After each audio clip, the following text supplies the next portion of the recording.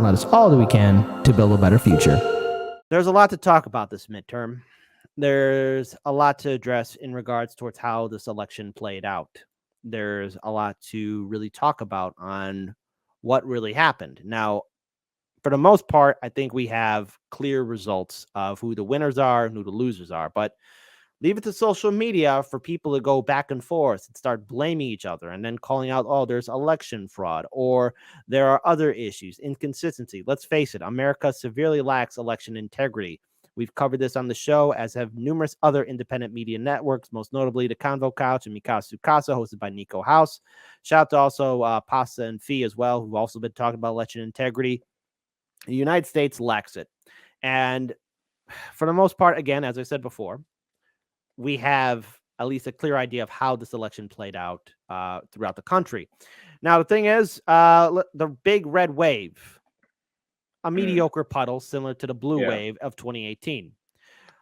When it comes down to how this election was going to be ever ended, we here at Heartlands Media, and I know myself specifically, said this: there was a concern of the Republicans potentially taking all the seats, which, you know, it could have been worse.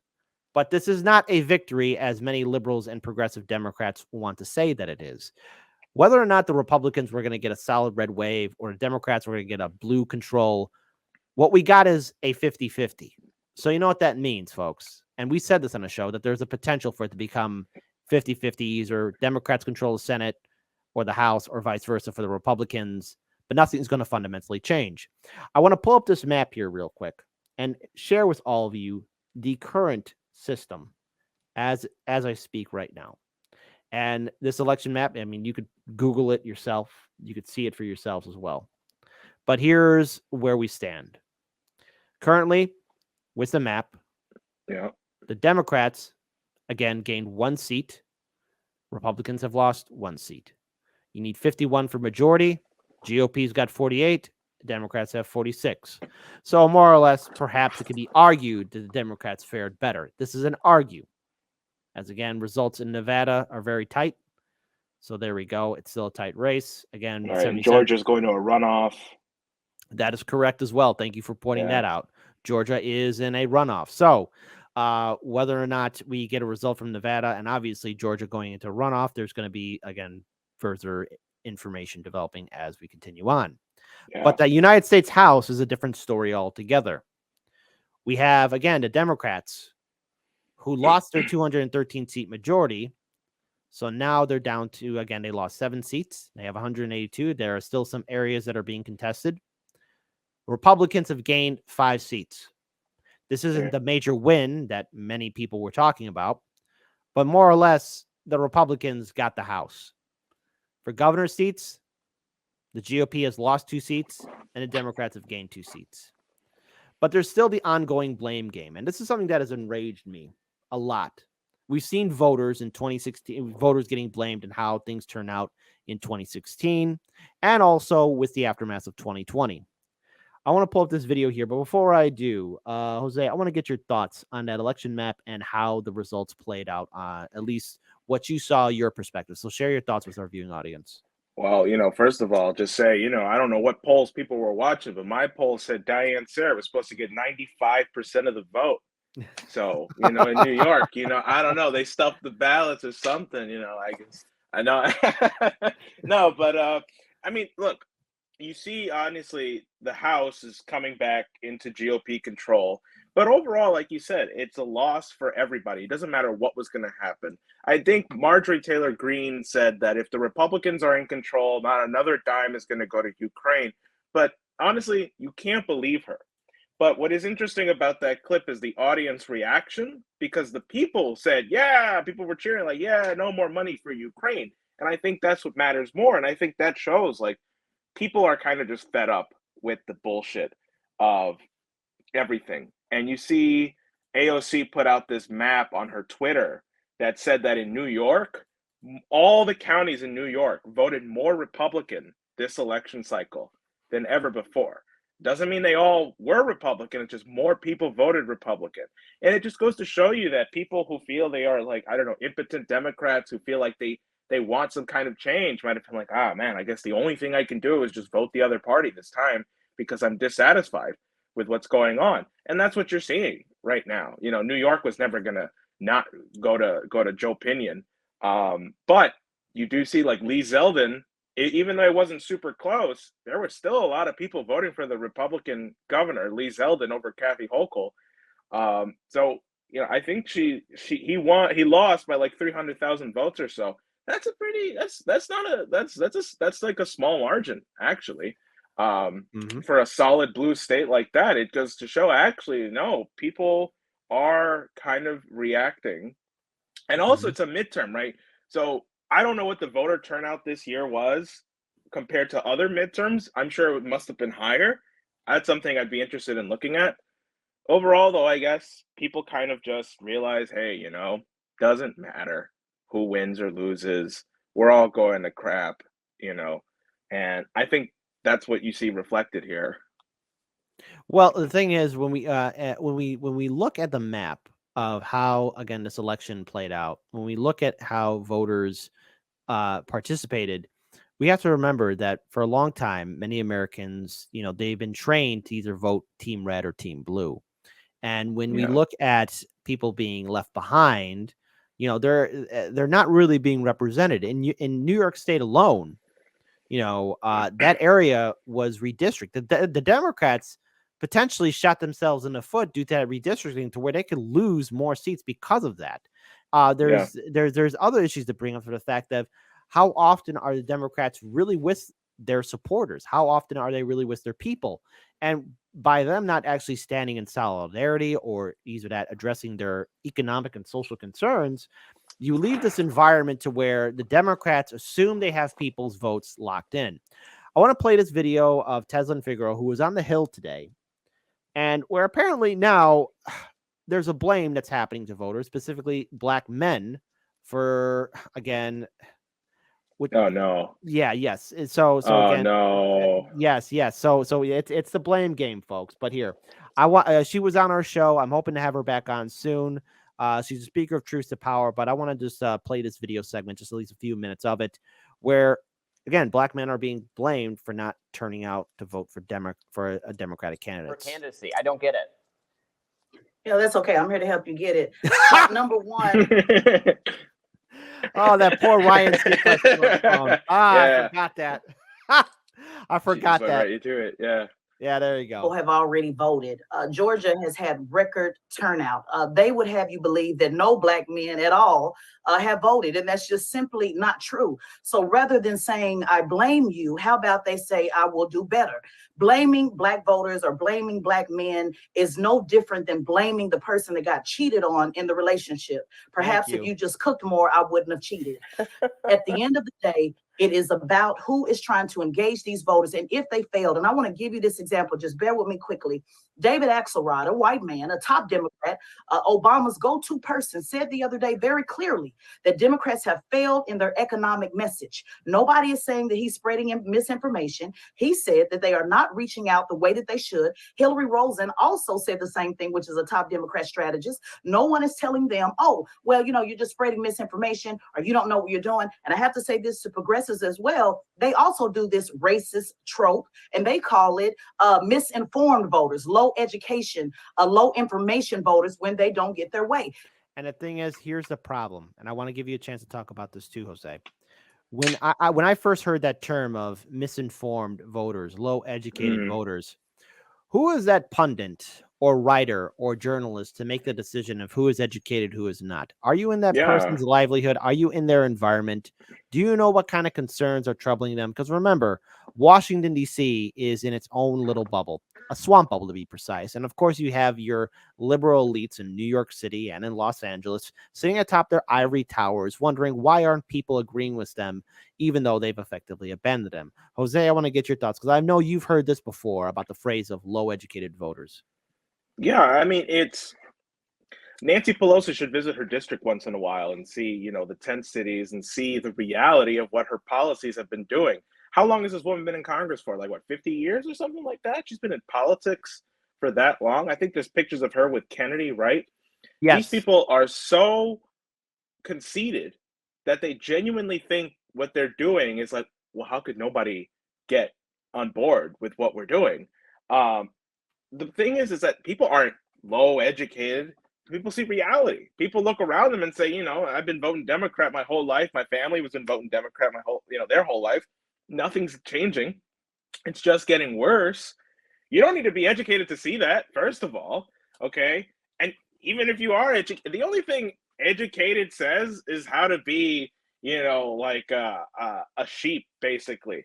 People who go to college and get like a liberal education and political science have aspirations to be a part of the managerial class, okay, to control, the people from the neighborhoods they come from. That's what that is. You look at people like AOC or Jamal Bowman, right? These people don't actually think they're going to change anything, or maybe they do, right? But instead, they've become the managerial class. They are the cheerleaders for the Democratic Party, and they are there to convince the so-called low-educated voters in their districts to continue being and pushing the slave party. That's all it is. And then when the people say, well, wait a minute, nothing is changing and you haven't done anything, they said, whoa, you're just uneducated, okay? You don't know how this works, all right? This is supposed to be this way. Now keep voting for me. It's like, wow, So that's my comment. Otherwise, it'll get more mean if I keep going. Well, that's fine. That's fine. That's fine with me. I mean, come on. You don't have to worry about being rude. AOC won't get you here. But just to answer your question, Pelosi has been involved in Washington, D.C. politics, but she was elected as California's 12th congressional representative since 1987. So there you go. And like you see the 10 cities that are going up there. You see the homeless population that's there, right? It's like this woman is like, what, third in line to be president, and she can't fix her own district. No, it's not that. It's not that she's impotent to do it or unable to fix it. It's that she doesn't want to. Okay, the way the country is right now is not only because of impotence and laziness and stupidity. It is that, but it's also like that by design, right? These people want it that way. That's the thing. It's not that our government is broken. No, the system that's been put in place ever since Nixon blew the whole thing out by getting rid of the Bretton Woods system since the 70s was, nah, man, we want this thing to be messed up and broken. It's this way by design. And that's what it is. Yeah. Now I want to play a little bit more because again, Teslin is speaking truth to power. So let's return the video back to the screen because I like it when she doesn't hold anything back. So there you go. It is basically a racist trope that says that black men are lazy, that they're not involved, and it is flat out a lie. And let's talk about targeting voters. Stacey Abrams said they're being targeted for misinformation. Well, guess who's being targeted for actual engagement? The Hispanic community by the GOP has strategically been targeted with over 30 plus diversity centers, with over 20 plus strategically in Latino communities, brick and mortar, that says, hey, come on in. We want to tell you about the Republican Party. And so the response to that from Democrats was, hey, well, we're doing advertisement. So rather than blaming black men, why don't you ask the Democrat Party, why is it that they have not engaged black men or black women, because we do vote together, by the way, and talk about an economic policy that we would adhere to? And so it's a lie. It is a racist trope. It is something that is designed to blame and beat black men with a public scalding when they don't get their damn way. And it has to stop. And I also blame these black pundits who are running with this as well. Misinformation is very strategic. They're not confused. Black men, I just went to a reparations rally on Saturday. Thousands of people showed up, more so black men. And they showed up with less than a 2-week notice, with no rapper as a headline, with no political party that pushed it, with no political official that pushed it, with less than 2 weeks, Bree. I've seen political elected officials that can't get 50 people in the room at best. So black men are engaged, but they may not be engaged, and they may not be feeling you. The first thing is actually dating somebody, then engaging, and then asking them to get married. Black men are engaged. They just ain't feeling you. So what do you have to do? Come back to the table and say, how can I bring you on? But also don't discredit black men who vote Democrat, but also understand, guess what? Black men are also conservative, and that's just something they're going to have to deal with. So here's the thing. Here's the thing. She didn't hold anything back, but that's the truth. See, the thing is, what we live in. We live in a world and a media that presumes certain groups will vote for one party, not looking at people, at individuals, environment, economic situations, personal beliefs. Every person in this country, the viewing audience, all of you, Jose, you and myself, we all have different opinions, thoughts, and issues that are of concern to us. And here's the thing, to be clear, all of our concerns might be different from one another's. And the thing is, this is the problem with the two-party system. It doesn't, especially the Democratic Party, it doesn't see the fact that its old reliable voters are disenfranchised. They've been abused too much. When you're in an abusive relationship, as Teslin said it, sooner or later, you're going to get tired of getting smacked around or getting cheated on. You're going to want to leave. Of course, the Republican Party isn't a better option, hence vote independent, vote third party, but there we go. But I know she has a few more things she wants to say, and then I want to move on to other highlights of, last night.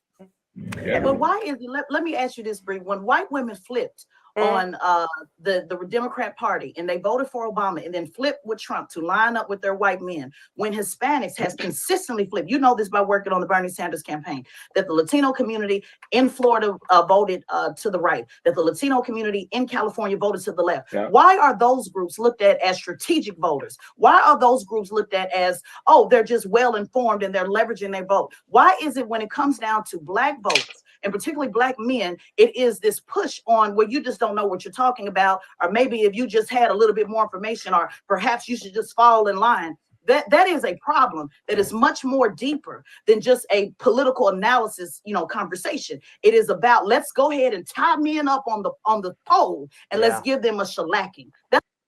And that's the thing. She's correct.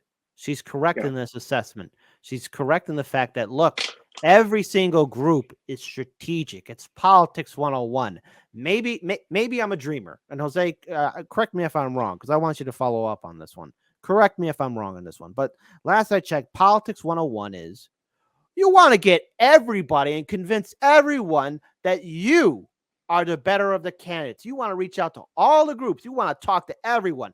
You're that guy going around to every single table saying, how are you doing? How's the food? You want to be the host of the restaurant saying, hey, is everything good? How are you doing? Is everything all right? Is everything going up to standard?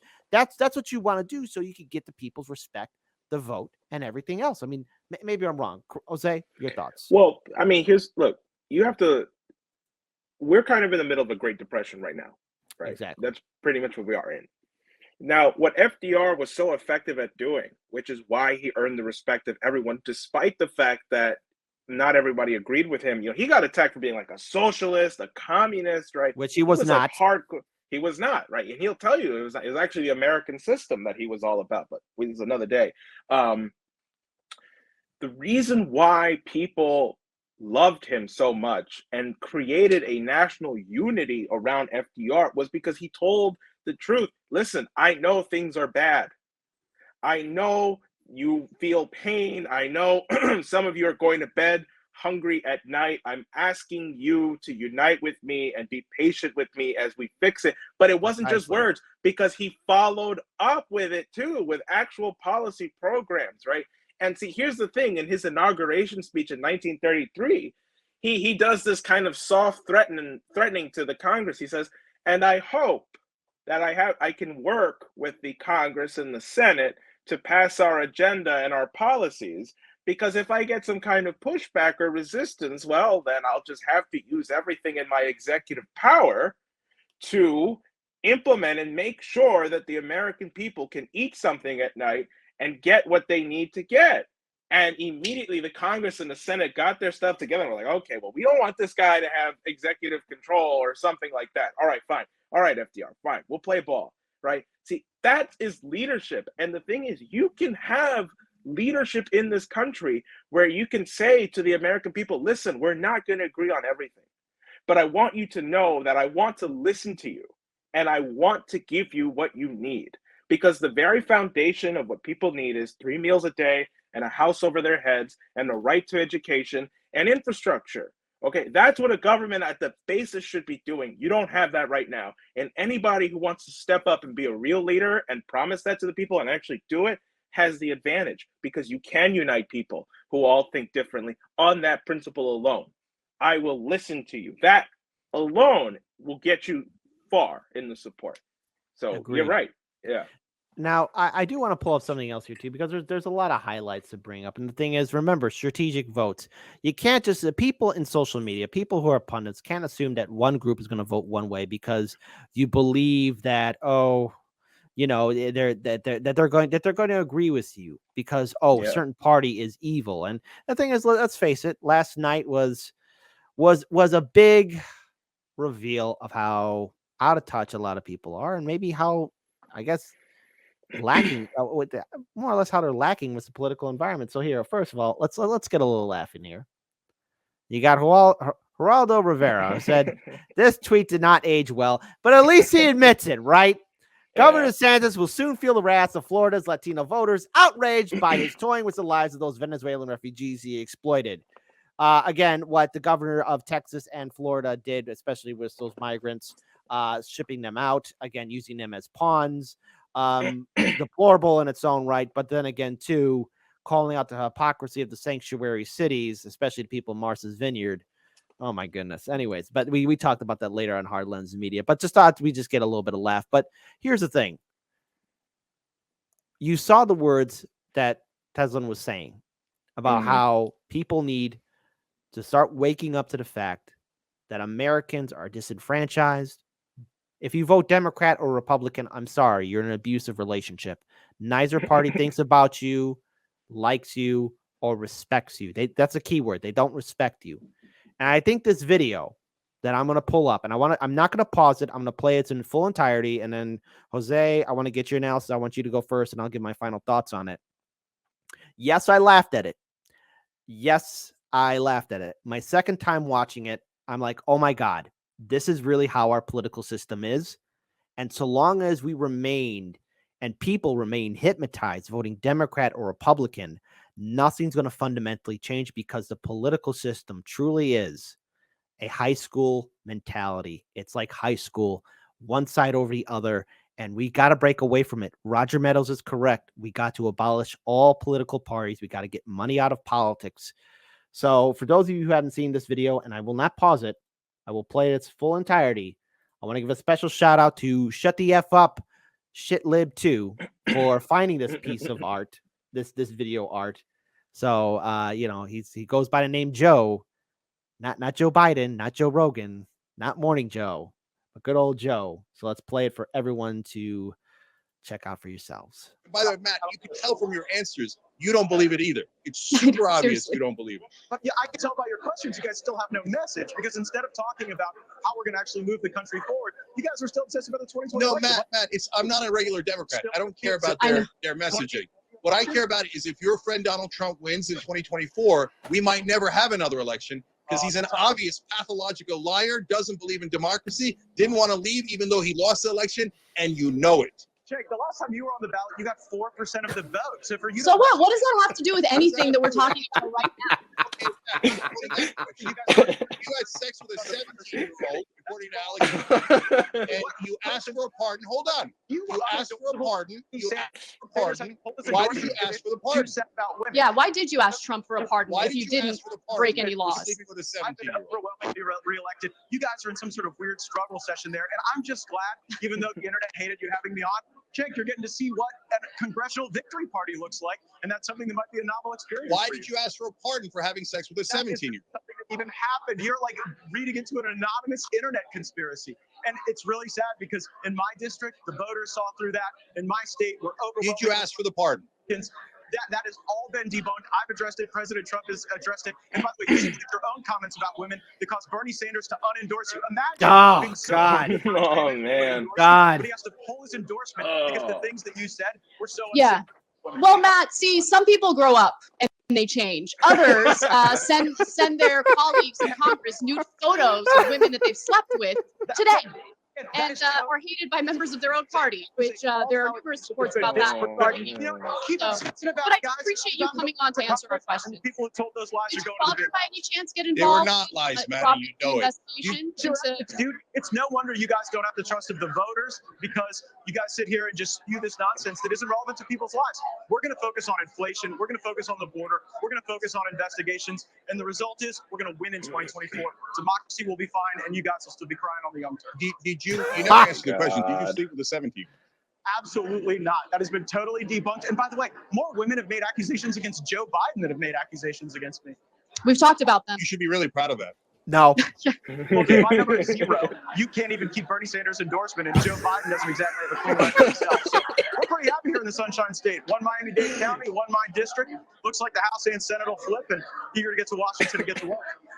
Yeah. Oh, By the way, there was one difference between us. The Democratic Party did not support me because I am against their corruption.